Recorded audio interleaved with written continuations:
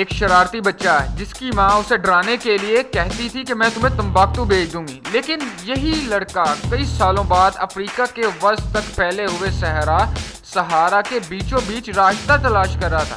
آخر یہ کون تھا اور وہاں پر کیا کر رہا تھا؟ فیمس فار نتھنگ کی اس قسم میں ہم آپ کو یہی سب تو بتائیں گے۔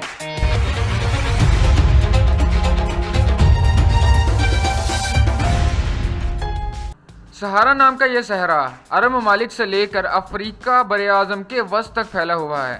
یہ اتنا بڑا ہے کہ اگر ہم اس کے اندر انگلینڈ کے پورے ملک کو بھی رکھ دیں تو اب بھی ہمیں اسے ڈھونڈنے میں مشکلات پیش آئیں گی۔ اس کی وسعت کا اندازہ اس طریقے سے بھی لگایا جا سکتا ہے کہ برطانیہ کی عظیم سلطنت جو کہ پوری دنیا پر پھیلی ہوئی تھی، اس سے بھی کئی گنا زیادہ رقبے پر یہ پھیلا ہوا ہے۔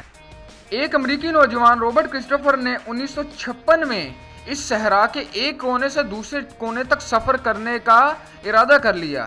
دراصل ہوا کچھ اس طرح تھا کہ اس لڑکے کی والدہ اسے تمباکو بھیجنے کے لیے ڈرایا کرتی تھی، جو کہ افریقہ کا ایک قدیم شہر تھا، لیکن اس کی والدہ نے اس کے بچے کے دماغ میں تجسس پیدا کر دیا۔ نوعمری تک اس لڑکے کا تجسس حقیقت کی شکل اختیار کر چکا تھا۔ اس کا سب سے پہلا ایڈونچر $80 میں پوری دنیا کا چکر لگانا تھا۔ اس کے بعد اس نے فیصلہ کیا کہ اس کا اگلا ہدف صحارا صحرا کو پار کرنا ہوگا۔ اب اسے افریقہ کی شمالی کوسٹ میں موجود الجیریا سے لے کر اس کے جنوب تک جانا تھا۔ وہیں نائجر ریور کے پاس تمباکتو واقع ہے۔ اس سفر کا آغاز اس نے ایک چھوٹے سے قصبے بوسادا سے کیا۔ بوسادا دراصل صحارا کا پورٹ کہلاتا ہے۔ کرسٹوفر نے دیکھا کہ صحرا میں سفر کرنے والا ایک ٹرک جنوب کی طرف پیش قدمی کرنے والا تھا۔ ٹرک کا وہ ڈرائیور کرسٹوفر کو لفٹ دینے کے لیے رضامند ہو گیا، لیکن حالات اتنے بہتر نہیں تھے۔ 32 کلومیٹر فی گھنٹہ سے سفر کرتے ہوئے ڈرائیور، پیسنجر اور ایک گریزر اگلی سیٹ پر ساتھ ساتھ بیٹھے۔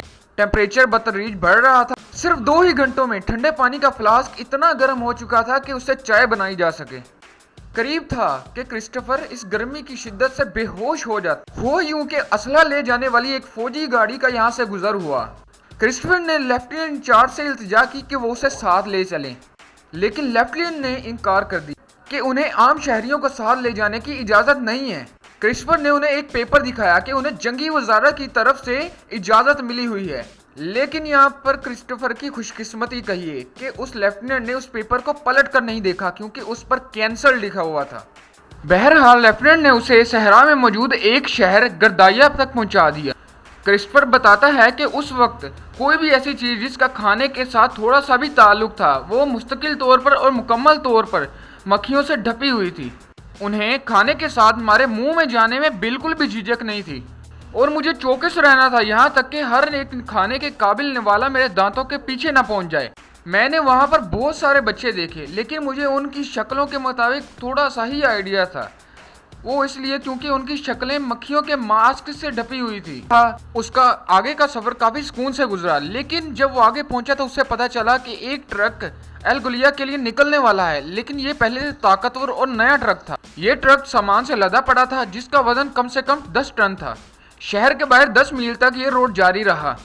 آگے جانے کے لیے کسی قسم کا روڈ نہیں تھا، لیکن ناتجربہ کار ڈرائیور نے پھر بھی آگے جانے کا فیصلہ کیا۔ نتیجتاً آگے کا سفر کافی مشکل تھا کیونکہ ریت بہت نرم تھی، جبکہ اس کے مقابلے میں ٹرک کا وزن کافی زیادہ تھا۔